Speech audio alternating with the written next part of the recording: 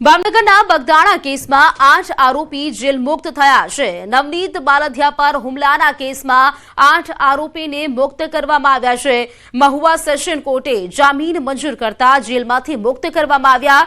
સાંજની બંદી બાદ આરોપીને જેલ મુક્ત કરતા સવાલો ઉઠ્યા છે। જોકે જયરાજ આહિર પહેલાના આરોપી હજુ આફ્ટર બેરેકમાં કેમ તે પણ સવાલ ઉઠ્યો છે। જેલ પ્રશાસન સામે હાલ આ સવાલો થઈ રહ્યા છે। જેલની ક્ષમતા કરતા વધારે કેદી હોવાથી નામદાર કોર્ટના હુકમ બાદ આરોપીને છોડી શકાયાનો દાવો કરવામાં આવ્યો છે। નવનીત બાલધિયા પર હુમલાના કેસમાં કુલ 14 આરોપીને જેલમાં ધકેલવામાં આવ્યા હતા, જે પૈકી 8 આરોપીને તેમના વકીલ મારફતે મહુવા કોર્ટમાં રેગ્યુલર જામીન અરજી મૂકી હતી, જેને લઈને મહુવા કોર્ટે 8 આરોપીના જામીન મંજૂર કર્યા છે। વલસાડ બીએસએનએલની ઓફિસમાં દારૂની મહેફિલ। વોચમેન અને કેન્ટીનના કર્મચારીએ નશો કર્યો। દારૂનો નશો કરી ધમાલ પણ કરી। તિથલ રોડ પર બીએસએનએલની ઓફિસમાં દારૂની મહેફિલ જામી હોય તે પ્રકારના દ્રશ્યો સામે આવ્યા। ઓફિસનો વોચમેન અને કેન્ટીનનો કર્મચારીએ મહેફિલ માણતા ઝડપાયા છે। લોકોએ પોલીસને આ બાબતે જાણ કરી અને પોલીસે પણ સ્થળ પર પહોંચી બંનેની અટકાયત કરી છે અને કાયદેસરની કાર્યવાહી છે તે પણ હાથ ધરી છે। जानकारी સાથે સંવાદદાતા ભરતસિંહ જોડાઈ ગયા છે। ભરતસિંહ, બીએસએનએલની ઓફિસમાં દારૂની મહેફિલ ઝડપાઈ છે, શું જાણકારી આ મામલે?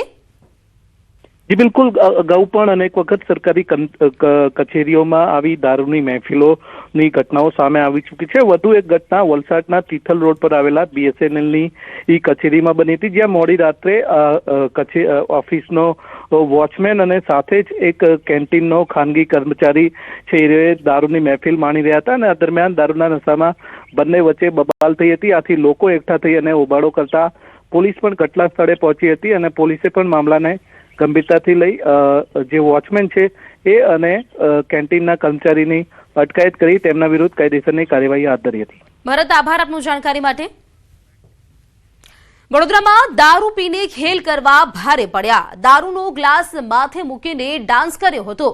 દારૂની મહેફિલનો વિડીયો વાયરલ થયો હતો। પોલીસે 3 લોકોની અટકાયત કરી છે।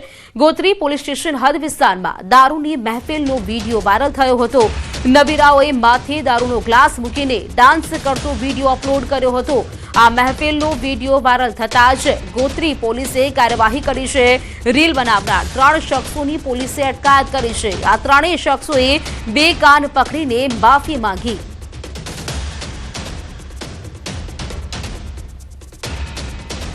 બનાસકાંઠાના નળાસરના યુવકમાં હડકવાના લક્ષણો દેખાયાનો મામલો સામે આવ્યો છે। 1 દિવસની સારવાર બાદ યુવક સ્વસ્થ થતા અચરજ પમાય તેવું લાગી રહ્યું છે। દર્દીમાં હાઇડ્રોફોબિયા એટલે કે પાણીનો ડર દેખાતો નથી। મેડિકલ સુપ્રિન્ટેન્ડન્ટ સુનિલ જોશીએ અન્ય રિપોર્ટની જરૂર ગણાવી છે। આ યુવકે 3 માસ પહેલા કૂતરું કરડ્યાનો સ્વીકાર કર્યો છે।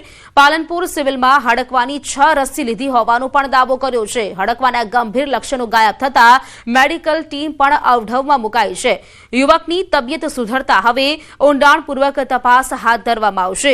હડકવાવાળું દર્દી પાણીથી ડરવું જોઈએ તેવું ડોક્ટર સુનિલ જોશીએ નિવેદન આપ્યું છે। આ યુવક સ્વસ્થ થયા બાદ પાણીથી નથી ડરી રહ્યો।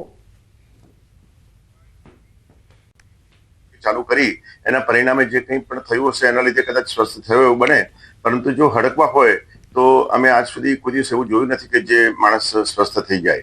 હવે હડકવા જો નથી કરવું હોય તો સલાઈવા એટલે કે લાળનું દર્દીનું આરટીપીસીઆર ટેસ્ટ કરવો પડે અને એની અંદર રેબિસ વાયરસ આરએનએ જો ડિટેક્ટ થઈ શકતા હોય છે। સુરેન્દ્રનગરમાં રખડતા ઢોરનો આતંક। 2 આખલાની લડાઈમાં વૃદ્ધ મહિલાનું મોત થઈ ગયું છે। લીંબડીમાં આખલાની અડફેટે વૃદ્ધાનું મોત થઈ ગયું। લીંબડી શહેરમાં સૈયદ મોહલ્લા વિસ્તારમાં 2 આખલાની લડાઈમાં આ ઘટના બની હતી। ગંભીર રીતે ઇજાગ્રસ્ત વૃદ્ધ મહિલાને પ્રથમ લીંબડી અને ત્યારબાદ વધુ સારવાર અર્થે સુરેન્દ્રનગર હોસ્પિટલ ખાતે લઈ જતા સારવાર મળી તે પહેલા જ રસ્તામાં તેમનું મોત નીપજ્યું।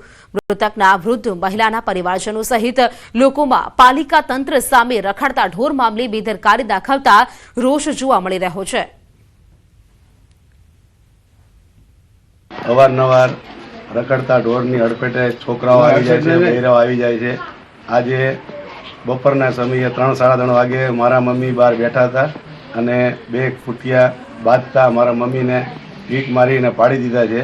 અકાળે તેમનું હોસ્પિટલ લઈ ગયા ત્યાં ડૉક્ટરને મૃત્યુ જાહેર કર્યા હતા. અમદાવાદના સિવિલ હોસ્પિટલમાં 1.5 વર્ષના વંશ નામનું બાળક હલ્ક નામનું આખું પ્લાસ્ટિકનું રમકડું ગળી ગયું હતું અને તે જઠરમાં ફસાઈ ગયું હતું. 18 જાન્યુઆરીએ બાળક અચાનક અસ્વસ્થ બનતા તેને તેની માતાને જાણ કરી હતી અને તેની માતા તાત્કાલિક તેને હોસ્પિટલ ખાતે લઈ આવી. એક્સ-રે તપાસમાં ખુલ્યું કે આખું રમકડું જઠરમાં ફસાયેલું છે. ડોક્ટર રાકેશ જોશી અનુસાર આ રમકડું હાથ, પગ અને માથું ધરાવતું પૂરું પાત્ર હતું. એન્ડોસ્કોપી દ્વારા સાવચેતીપૂર્વક રમકડાનું માથું પકડીને તેને બહાર કાઢવામાં આવ્યું, જેથી વાલ્વને નુકસાન પહોંચ્યા વગર તેને બહાર કાઢવામાં આવ્યું હતું. ડોક્ટરના જણાવ્યા અનુસાર જો રમકડું આંતરડામાં ઉતરી ગયું હોત તો બાળકને ગંભીર ઓપરેશન કરવું પડતું. સર્જરી સફળ રહી અને વંશ હાલ સંપૂર્ણ રીતે સ્વસ્થ છે. દરેક માતા પિતા માટે આ ઘટના લાલબત્તી સમાન કહી શકાય. અચાનક એની પછી ઉલટીઓ શરૂ કરી નાખી અને પછી મારા વાઈફે પૂછ્યું કે કેમ બેટા આટલી બધી ઉલટીઓ કરે છે, શું થાય છે તને? તો મારા સને કહ્યું કે મમ્મી હું પેલું રમકડું હતું ને હલ્ક કરીને એ ગળી ગયો છું. તો મારા ઘરમાં બધા જ ગભરાઈ ગયા, મારા વાઈફ, મારા મમ્મી. પછી તાત્કાલિક એને સિવિલ હોસ્પિટલ લઈ ગયા. ત્યાં ઇમરજન્સી સારવારમાં લઈ ગયા અને ત્યાં એમની સારવાર શરૂ કરી દીધી મારા છોકરાની. અને ડૉક્ટર્સની ટીમે ખૂબ જ મહેનતથી અને સાવધાનીપૂર્વક એન્ડોસ્કોપી કહેવાય છે અને દૂરબીનની મદદથી એ રમકડું બહાર કાઢી લીધું. ડિફિકલ્ટી ત્યાં હતી કે આખું ને આખું રમકડું હોજરીના હિસાબે અંદર ફર્યા કરે. નાનું ડેલિકેટ ઇન્સ્ટ્રુમેન્ટ જે આને પકડવા માટે ઘણીવાર સક્ષમ ન હોય. હાથ પકડો તો વાંકું થઈ જાય તો બહાર ના આવે. એટલે ભારે જહેમત પછી અલ્ટિમેટલી માથું પકડાઈ અને એને અમે વાલ ક્રોસ કરીને એને સફળતાપૂર્વક બહાર કાઢી દીધું. મહત્વની વાત એટલી જ છે કે વંશના પિતા પણ કહી રહ્યા છે કે દરેક માતા પિતાએ ચોક્કસથી એના નાના બાળકનું ખૂબ ધ્યાન રાખવું પડશે. તો સુરતમાં હથિયાર સાથે રીલ્સ બનાવી ભારે પડી ગઈ. ભય ફેલાવતા 5 યુવકોની ધરપકડ કરવામાં આવી છે. ચપ્પુ સાથે રોફ જમાવતો વિડીયો વાયરલ થયો હતો. લિંબાયતમાં હથિયાર સાથેનો વિડીયો વાયરલ થયો હતો. લિંબાયત પોલીસે ગણતરીના કલાકોમાં કાર્યવાહી કરી છે. વિડીયોના આધારે પોલીસે તમામની ઓળખ કરી આરોપીઓ વિરુદ્ધ ગુનો નોંધીને તેમને જેલમાં ધકેલ્યા છે. તો રોફ જમાવતો વિડીયો છે તે વાયરલ થયો હોય છે ને ત્યારબાદ પોલીસે કાર્યવાહી કરી છે. આ 2 દ્રશ્યો આપ જોઈ શકો છો. પહેલા દ્રશ્યમાં આ આરોપીઓ દ્વારા જે વિડીયો બનાવવામાં આવ્યો, રોફ જમાવતો વિડીયો, હાથમાં ચપ્પુ લઈને તે લોકો વિડીયો બનાવતા હતા. જો કે આ વિડીયો વાયરલ થયો ત્યારબાદ પોલીસે કાર્યવાહી કરી છે. અને બીજા દ્રશ્યમાં આપ જોઈ શકો છો કે આ જે આરોપીઓ છે તેઓ માફી માંગી રહ્યા છે. જૂનાગઢના વંથલીમાં યુવકની હત્યા કરવામાં આવી. ભલાશા દરગાહના પરિસરમાં હત્યાની ઘટના બની છે. અંગત અદાવતમાં યુવકની હત્યા કરવામાં આવી. છરી, લોખંડના પાઇપ સહિતના તીક્ષ્ણ હથિયારો વડે તેની હત્યા કરવામાં આવી છે. યુવકના મૃતદેહને પોસ્ટમોર્ટમ અર્થે ખસેડવામાં આવ્યું છે અને પોલીસે પણ ઘટના સ્થળે પહોંચીને તપાસનો ધમધમાટ શરૂ કર્યો છે અને 4 શખ્સો સામે ફરિયાદ નોંધાઈ છે. મૃતકની આરોપીની દીકરી સાથે પ્રેમ સંબંધ હતો.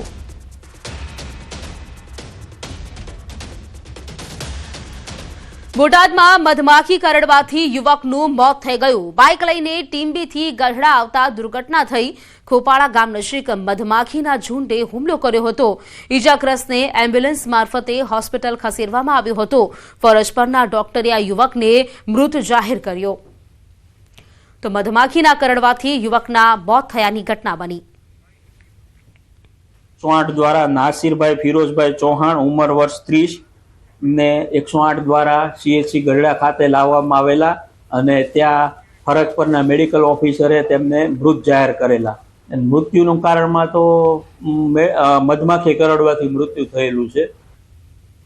અમરેલીના ચલાલા રોડ પર કારને અકસ્માત નડ્યો. દેવરાશિયા ગામ પાસે બેકાબુ કાર મંદિરમાં ઘૂસી ગઈ.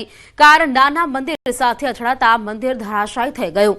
અકસ્માત બાદ ઘટના સ્થળે સ્થાનિકોના ટોળા ઉમટ્યા હતા. જોરદાર ટક્કરથી કાર અને મંદિરને ભારે નુકસાન પહોંચ્યું છે. આ અકસ્માતના પગલે ચલાલા હાઈવે પર લોકોની ભીડ જામી હતી.